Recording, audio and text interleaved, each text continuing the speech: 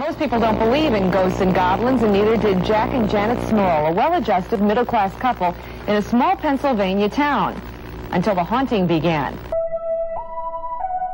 Also known as the Nightmare on Chase Street, the Smurl case began as your typical haunting, but over time, it escalated into one of the most disturbing cases of paranormal phenomena ever documented that will leave a horrifying scar on its victims for the rest of their lives.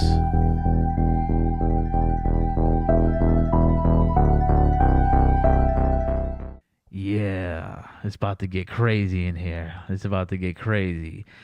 So, pretty much every neighborhood has that haunted house, that notorious house that everybody on the block talks about and stays away from. Well, in Pedersen, Pennsylvania, on Chase Street, that house was 328-330, a duplex home that was built way back in 1896. And like I said, that house was the haunted house that everybody stayed away from and everybody was afraid of.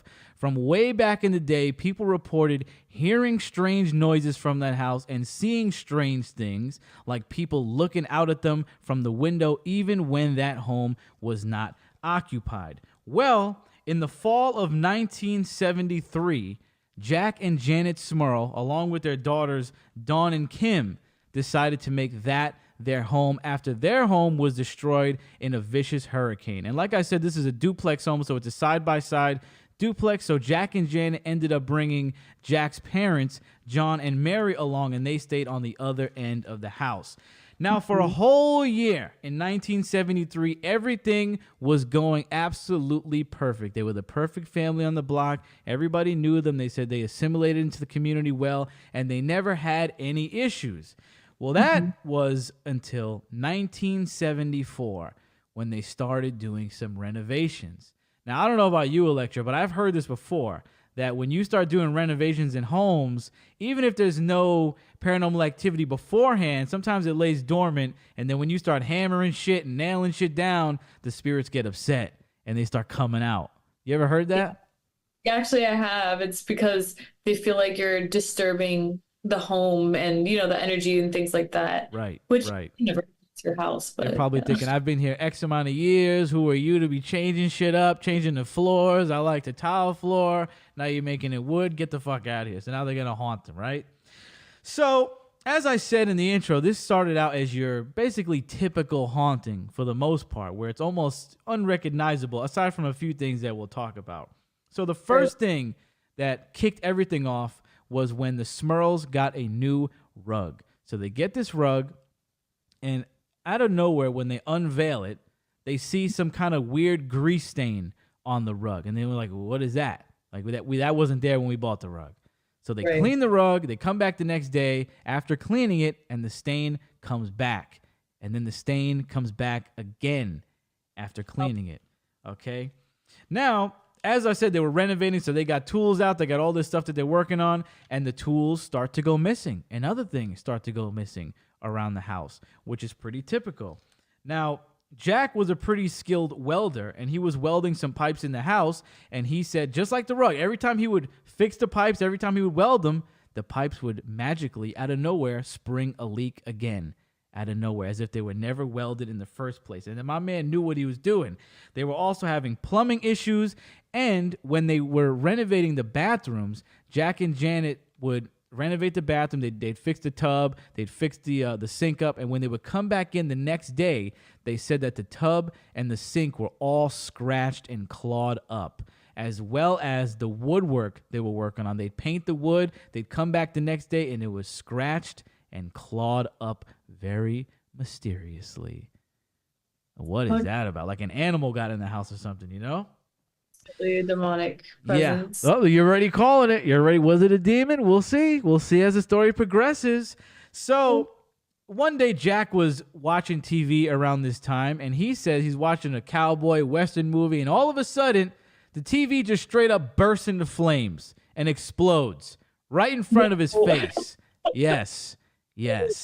And that's not the only fire that apparently happened. Apparently they got a stove, and that caught fire, and then the wiring in Jack's brand new car caught fire as well. So there was some fires going down. It started to get serious. There was also an odd smell starting to permeate through the house. And then their daughter, Dawn, would come to the parents' room at night and report that she saw people floating over her at night as she was trying to go to sleep. Very, very spooky, very odd. The TV exploding was the craziest one so far. This is nuts. Imagine that. I never even heard of that. Imagine that. Come home and the TV fucking explodes. Like, what? I'd be pissed. Especially at that time, the TV's all you got. Once that's done, what are you going to do? You going to play a board game? You ain't got shit to do. Shit, twiddle your thumbs. Yeah, exactly. You ain't got a phone.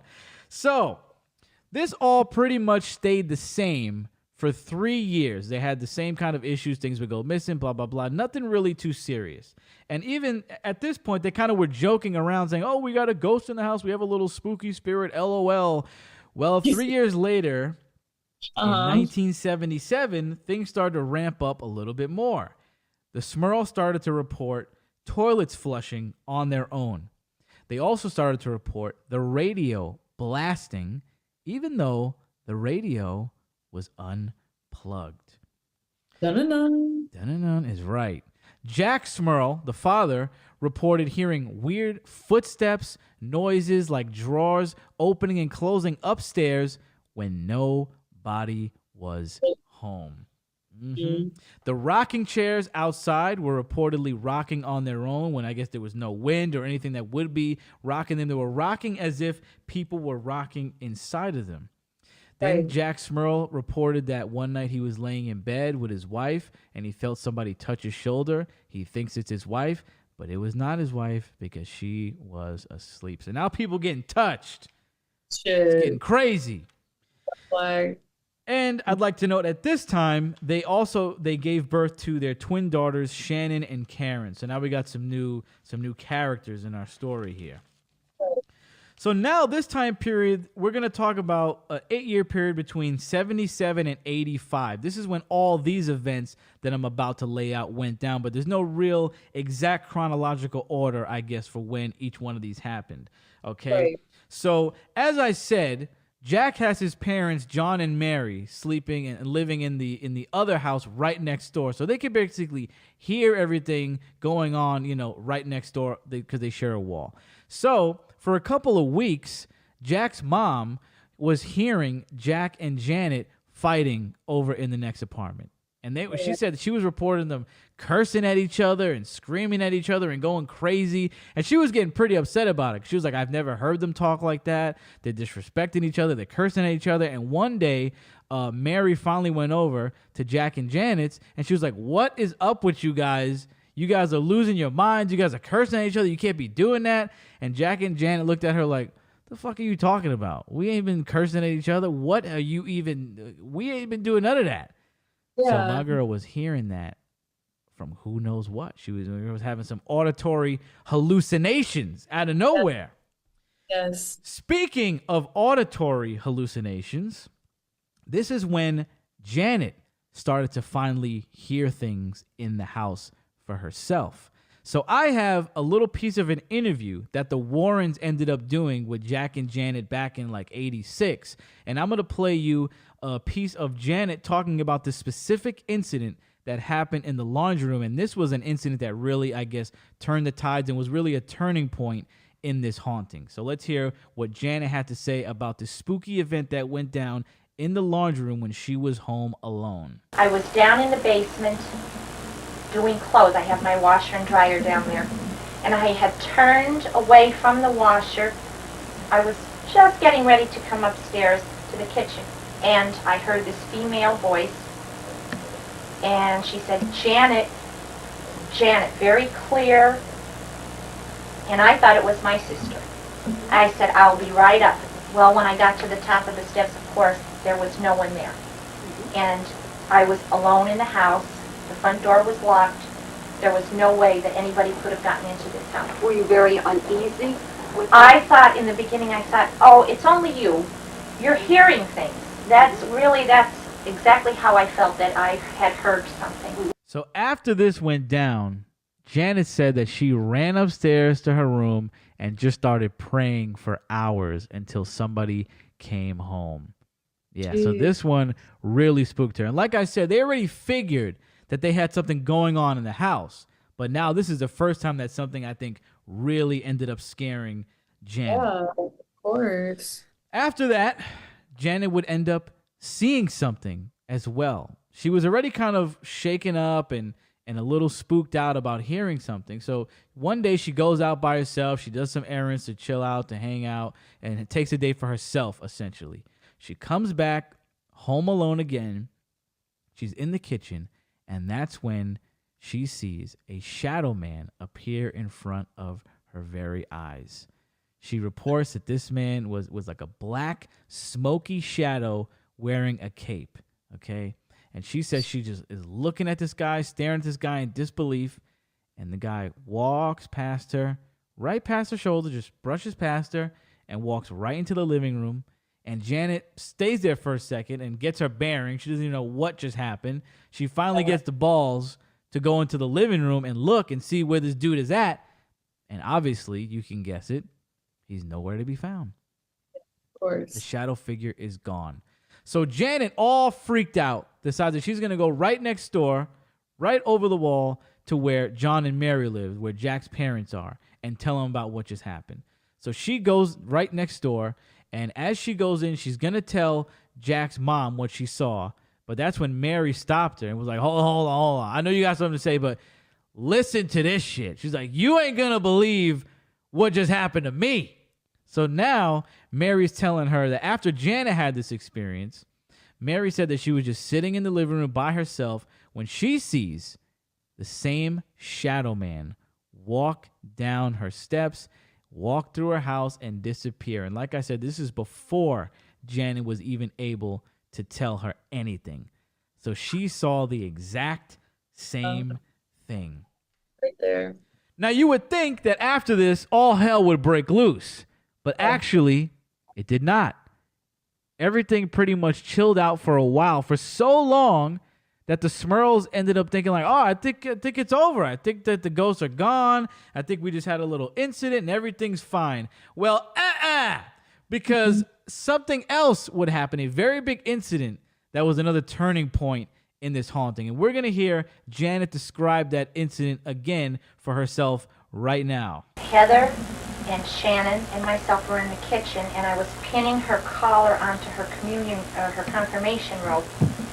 And we have a 4-foot by 2-foot ceiling light, and it came without no warning at all. In a matter of a split second, it came crashing down onto the kitchen table. It was very frightening because we didn't know. It was unexpected, and it wasn't like a light that had broken naturally. It didn't tip, it didn't sway, it just came crashing down. And it gouged Shannon on the forehead, and it gouged a mark onto the refrigerator. And this was about a half an hour before we went to church. Now that light is held up by 2 chains. Right. And then there And 2 eye hooks. And 2 eye hooks folded into the beam. Into the beams. And when my father-in-law came over and looked at it, because he's very, very handy with these kind of things, he looked at it, he said, there is no way that this thing could have happened. One side would have broken, something would have given first, but this was nothing. In a matter of a split second, it crashed onto the table. So now things looking like they're getting a little violent. The girl got cut in the face from the light. Imagine that. Out of nowhere, the light comes down inexplicably, as they said. There was no real reason it should have fell that way altogether. One of the chains would have given out. Very, very scary. And this would really, really shake up the Smurls now. But it would only get worse from here. Okay, after this happened, Jack reports he was sleeping in bed one day, I'm assuming by himself. And the next thing you know, he wakes up and my man is just levitating in the air. He was just levitating. Then he falls down in the bed. He's freaking out. He's all scared because my man was just floating. Yeah. Insane. That is freaking unbelievable for real. Unbelievable. Unbelievable is true. What else is unbelievable and absolutely insane is that apparently the haunting started to spread to the neighbors. Okay.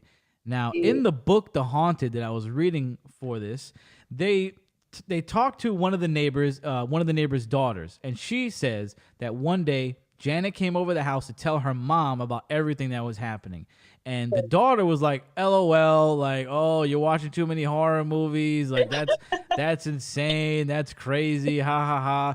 And then she's like, oh, I kind of felt bad about making fun of her. So then I just, like, stopped. And then I started asking her questions about it. And she said Janet was still in good spirits. And she was, like, very nice to her. Right. Anyway, Janet and the neighbor's daughter's mother end up leaving the house for whatever reason. They go do something. So the neighbor's daughter is hanging out in the house by herself. And all of a sudden, she hears the radio start playing when nobody's home. Yep. And the next thing she knows is the front door opens all by itself. F that, man. Okay? All by itself. Mm-hmm. Absolutely insane. And they said in the book The Haunted that other neighbors were reporting hearing banging and hearing weird things going on in the house, because I'm sure at this point they've started to hear the banging on the walls. So the timeline is a little all over the place, but I'm sure at this time they started hearing the banging on the walls. And then, so the Smurls would like to go camping every once in a while so they can get away from the chaos going on at home. And one time they went out camping. One of the neighbors decided that they were going to walk by the house and check it out, make sure everything was good. That's what they did as neighbors. They made sure everybody's house was good when they were gone. So this neighbor and the wife are walking by the house, and next thing you know, the neighbor says that he heard screams of bloody murder going on in the Smurl house when nobody was there. Okay, so even when they were gone, and like I said in the beginning, that's what people said, that even if the house wasn't occupied, shit was still popping off. Exactly. Yep. At this point, Janet had enough, and she started researching and looking around, calling the local church, and she said nobody would help her. She was calling churches, she was calling professors that kind of dealt in this kind of realm, and all of them would say, "Oh, you're watching too many scary movies. You're getting too wacky right now." Yeah, nobody even believes them. So they were getting absolutely nowhere with this, okay? And as they're doing all the searching around, like I said, they started hearing all kind of banging on the walls, loud pounding on the walls, and the smell that I was referring to in the beginning became a lot more putrid, and it would run people out of the rooms. They couldn't stand in the room anymore. The daughters would say that they would hear like weird sounds of birds flocking in the room, like loud, as if a whole like tribe of birds were flocking and flying around the room out of nowhere, okay?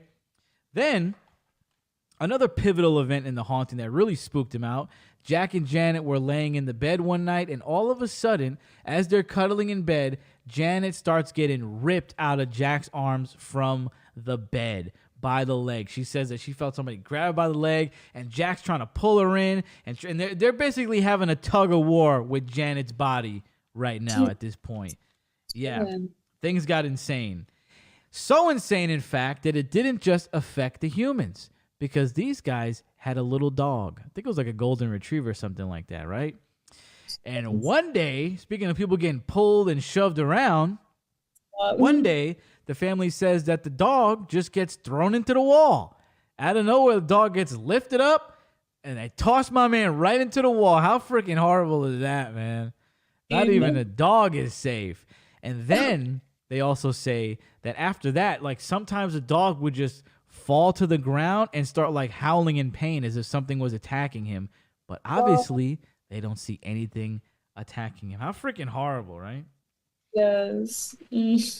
So obviously, like anybody else, the Smurl's mental health started to really deteriorate. And this is really getting to them. I mean, at this point, we're in 85. So this is almost 10 years of this haunting, okay?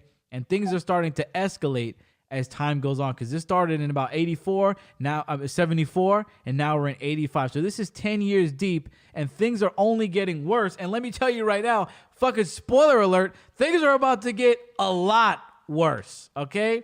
And they happen to get a lot worse as help arrives.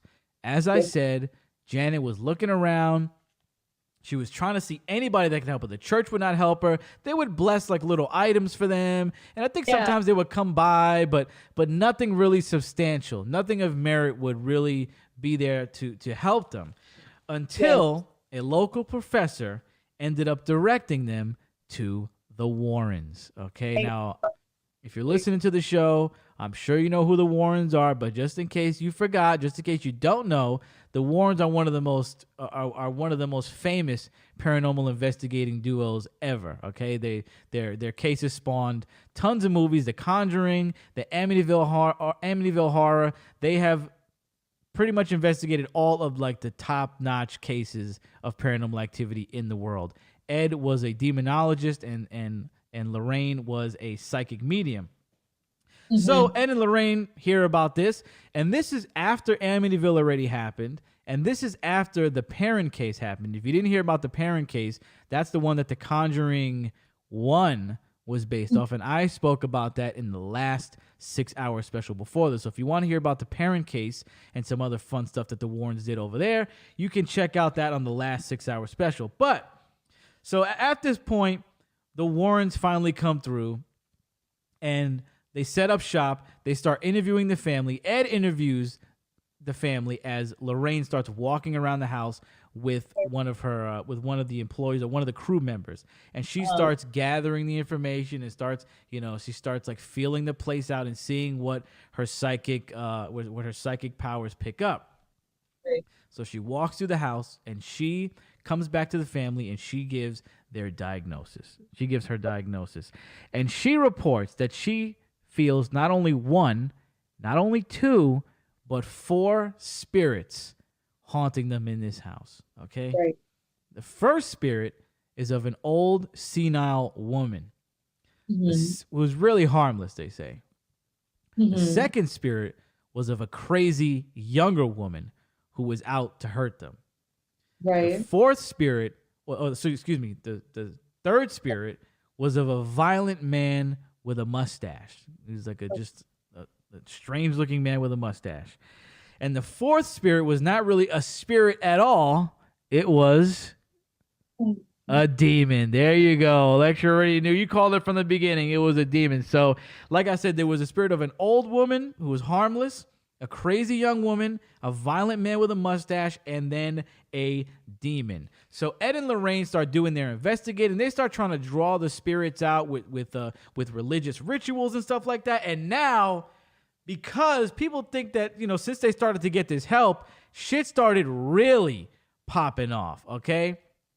So now people are getting bit inexplicably. People are getting scratched inexplicably every day. And then while Ed Warren was doing one of the rituals, trying to draw the demon out, my man got straight up choked out. Whatever demon, whatever spirit was straight up choking my man right now, okay? And now we're about to get to the real sinister stuff that happened in this haunted, because it does get worse from here, okay? So, like in some other cases that the Warrens investigated, Jack Smurl reports laying in bed one night when he sees the figure of an old woman at the end of his bed. Now, he's seen other figures at the end of his bed before. There was one time where there was 2 women at the end of the bed. They were just staring at him, saying some weird stuff. And then there was one time where it was 2 women and a man, and he was saying, you're going to pay for this. You're going to pay for, I don't know what, for what, renovating? What is he paying for? He didn't do shit. For changing up the bathroom. So then one night things got a lot scarier and a lot more demonic, because he's laying there in bed and he says that the figure at the end of the bed was of an old woman this time, with white, pale skin and scales and sores that were oozing out from them. Okay. So she had like this white scaly skin with pus oozing out of the freaking sores, and she had a green mouth, green gums with long teeth. And Jack says that this old woman spirit climbed onto the bed and straight up raped him. Okay? Raped this dude. Oh my God. He woke up. Yeah, it was a succubus. That's right. That's because if you don't know, a succubus is a spirit that rapes the man, and then the incubus is a demon that rapes the woman. So now I'm gonna play a little excerpt from an interview that Karen Smurl did, which is one of the youngest daughters, one of the twins that were born, like I think I said in like I don't know, 74 or something like that. And this interview comes from a YouTube channel called The World Paranormal Research Society. So they ended up doing an interview with Karen years later as she's an adult, and this is how she describes her sister talking about the morning after her dad was raped. I remember 2 years ago we were sitting talking, and she said, I'll never forget that morning. And I said, well, what? And she said, the night that Dad was attacked, she said, that's the first time I saw Dad cry. I guess she said, I got up in the morning, and my mom was holding my dad, and my dad was crying, and he was talking about how he had this, like, white, I don't want to call it, like, ectoplasm, but for a lack of a better word, this white material that was all over his, like, growing area, and it smelled awful, and it was sticky, and, I mean, I hate to be graphic, but this is what happened. Right. And she said he was there, and my mom was holding him, and she said he was a mess. And she's like, I never saw him like that before, and I never saw him like that afterwards. Insane. That's so sad. And this was not a one-time thing. This would happen multiple times. And it would be from a different spirit. One time it was like a more attractive woman, so I guess they gave him a break that day. They're like, yeah, we'll give you a hottie this day. We'll give you a little bit of a break. But he said she was still freaky. She had like red eyes, which also the old woman had. I forgot to mention that. The demons had red eyes while they were raping them. Imagine that. Pretty freaking insane, okay? So this happened multiple times to Jack. And then also Janet reported getting sexually assaulted and feeling the effects of it in the morning, but she didn't really get into exactly what happened to her. They didn't get into any details that I heard of what happened to her, but she did say she was sexually assaulted. And also there were some other creepy things going on while Janet was taking a bath. She would hear like whistling, but like very like creepy whistling, almost like, to mess with you, like just whistling to taunt you. And also the daughter Dawn, who I believe was probably, I don't know, maybe like 13 or 15 at the time already at this point, one of the oldest daughters, she said that she was taking a shower one day and she feels a presence come in the shower with her and start stroking and grabbing her arm, and my girl ran up out of there real fast, like I think anybody else would. So now things have started to get really sinister and just really horrific for the family. And it's still also affecting Jack's parents next door, John and Mary, and really affected Mary because there was one time where Mary said she woke up floating out of nowhere, just like her son Jack did. I think her bed was floating with her too. My girl, everybody was getting tormented. The dog, nobody was safe from the demon. It was getting crazy. And when I say nobody was safe, not only was nobody safe, you weren't safe anywhere, apparently, from this haunting, because like I said, the Smurls like to go camping, and they went on another camping trip to relieve some stress, to forget about this and get a little reprieve, but it was not happening. The spirit was not letting it happen. They went camping one night, and Jack reports waking up to see the apparition of a little girl by the bushes in the campsite, and the family said they heard a little girl, I think, crying or yelling out in the nighttime in the campsite. I mean, I already don't like camping already, and then now you got to deal with that. That makes it even creepier and even scarier, That would make it way worse for me. Then there's also reports of the spirit following Jack to his job, and people at the job would hear weird things going on, and they would hear like the radio malfunctioning, and it would sound like the banging from the house, but in the radio, and all kind of creepy stuff was happening at Jack's job. So really nobody was safe, and they weren't safe anywhere. So around this time, they're getting help from the Warrens, and they're reaching out to the church. They're not really getting anywhere with them, but they're also reaching out to the media. And at this point, outside of their house is a circus, because the news has come to their house a couple times, and they've done like a story about them, which you've heard a little clip of it in the intro that I put. So now they're doing interviews, and they're doing shows and stuff. So one night, they come back from doing an interview with the news, and Janet says that night they were laying in bed, they were sleeping, and she reports being violently attacked by one of the spirits in the house. And she said it almost felt like they were trying to break her ribs, like they were fucking this woman up. And she thinks that was because of them speaking out. Like every time they would speak out and try to get their story out there and try to get some help, they said that the demonic attacks would only get stronger and get more violent and get more sinister.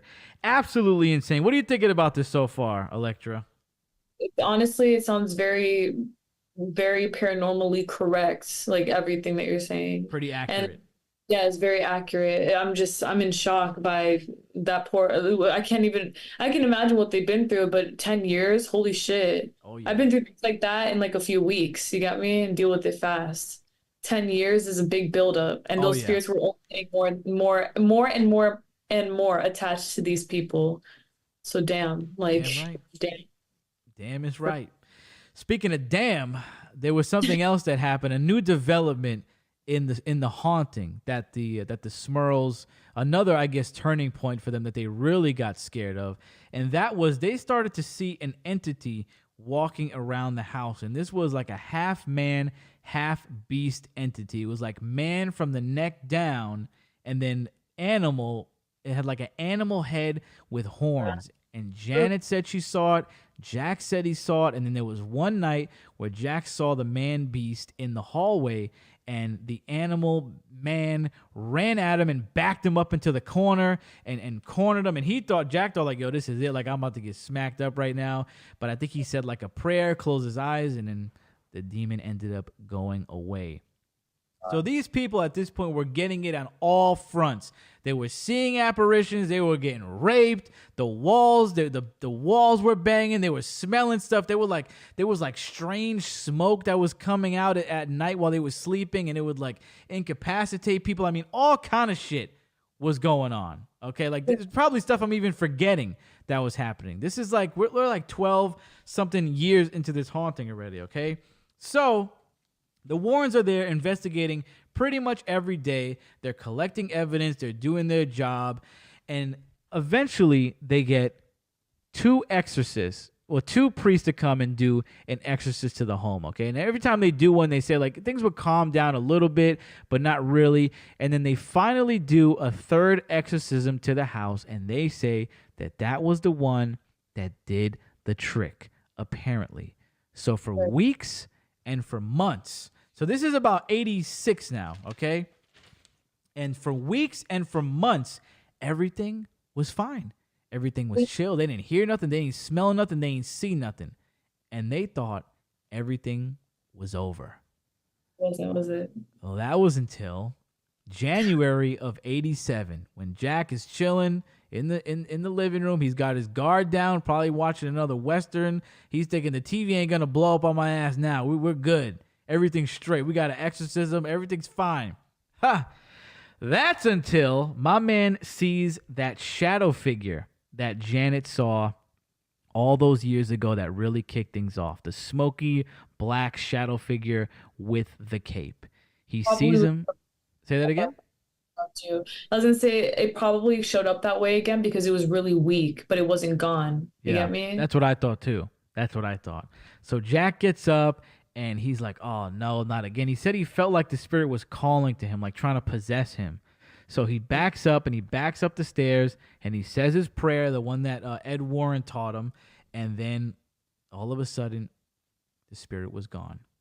Now, I thought that would be like the last hurrah for the demon, for the ghost, that would be like, the last bit of energy that it would expend and the last bit of haunting, that last strength it had. Well, that was not the case at all, because shit popped off all over again, banging on the walls, people getting raped, shadow figures, demons, ghouls. Everybody's getting it. The birds are flocking around the girls. Oh, yeah, the girls' room, and I forgot to mention this one. Speaking of the girls, there was also one night where everything was quiet in the middle of the night, and all of a sudden, one of the youngest daughters, Shannon, just all of a sudden, inexplicably, wakes up at the bottom of the steps. Jack and I were laying in bed talking. We had had a lot of experiences that day. And while we were talking, we heard this terrible bang. and Shannon was laying at the bottom of the landing there. Now, if you walk in my hallway or my steps, they do have a creaking noise, so that if she were to walk through the hallway, we would have heard her, because we always know when the children are up. We can tell you who is going to the bathroom and who is walking. Shannon was not walking. We did not hear any footsteps at all. She was found at the bottom of the landing, and she did not remember how she got there. Okay, so that was at some point in this haunting. I don't know, because there's so many years and so many events, it's hard to keep track of everything. This was absolutely insane. Such a fascinating haunting, and the haunting would continue. There was basically no end, okay? So about sometime in 88, the family finally moved out of the house. Okay, and obviously everybody's probably thinking, why did they move out before? Like, what the hell? It's been 15. I mean, this was like 15 years at this point. 74 to 88. What is that, like 15 years, something like that? 13 years? Yeah. So apparently, like, they just didn't have the money to do it. They had put a bunch of money into the renovations already and then get in the house. So they weren't really, they weren't really balling like that. So they didn't have the money to do it. But I guess they got enough money because at this point, I think they did the book deal with the Warrens, so they probably got a nice chunk of change for that, because the Haunted book came out in that year, in 88 as well. So they probably got some money from the book, and they probably got the money from the TV movie that they were getting ready to do in 2001. So they ended up moving out of the house, right? Yeah. Unfortunately, the story was not over there. Of course it freaking wasn't. The spirits ended up following them to the new house years later, to like even 95. Karen reports having things go on. And I'm going to play a little excerpt from that interview I played with Karen about her experience now she's a little older at this point, and what she remembers about the spirits coming and following them to the new house. And I was sitting on the couch at 2 o'clock in the morning watching TV. Everybody else was asleep because I couldn't sleep. And we always had big dogs. And the dogs would always, like, stay downstairs till the last family member went up, Mm-hmm. And I remember he got up all these years later, like, it never stopped. And the one time I was down in the bathroom in the basement, and, like, we had a bar area, and there was, we were watching TV, me, my mom, my dad, my sister, and, there was a commercial. We were watching a movie. One sister went up to the bathroom. I went down to the bathroom, and I'm sitting, just sitting there doing my thing, and all of a sudden I heard like this banging, and I'm like, what in the world are they doing up there? Like, I'm up below the base or the living room floor. What in the world is going on up there? Like, it didn't even dawn on me. And then, like, all of a sudden it just literally sounded like 300-pound man punching the walls around me. And all of a sudden the door just slammed so hard, because I had it open. I was down there by myself in the basement, Right. The door slammed so hard that I literally thought it was going to, like, fly off the hinges. And I could I'm very sensitive too, and, like, I could feel it. Like, we always talk about, we could feel, like, the change in the atmosphere when something negative is around, and I still can to this day. But, like, I knew, and I just was absolutely terrified. I got up and I ran up those stairs. I was 15 at that time. That was before that. I'm 15 years old, laying on the living room floor, hyperventilating with my pants down around my ankles for everybody to see in my glory. My dad and my mom are going, oh my God, what happened? I couldn't even breathe for like 5 minutes. And I told them what happened. My dad got up and went downstairs, cursing and saying, you this and you that and you coward. How are you're gonna pick on a teenage girl? Come after me. Fight like a man. Like, even at 15 and 19, we were still having these experiences. And you can't tell me that not female. You can't tell me that a human spirit was following us around all these years, terrorizing us, doing these types of things. That was a damn demon. Yes. Attached to them. Mega attached to this family. My God. So as you can hear, they were like 15 and 19 when things just kept happening and happening and happening. So unfortunately, I wish there can be a happy ending to this story, but truly we will never know if this haunting ever really ended. But that's where we're going to end the story. What do you think about that? That is the Smurl haunting, baby. It got out of pocket. I don't know why I'm cheering. It's very boo. It was terrible. I can't believe that happened to them. I'm just thinking, I'm like, damn, I Wow. want to get rid of that fucking like those spirits, man. Like I'm motivated. I'm pissed. Like I'm mad for them. That is so irritating.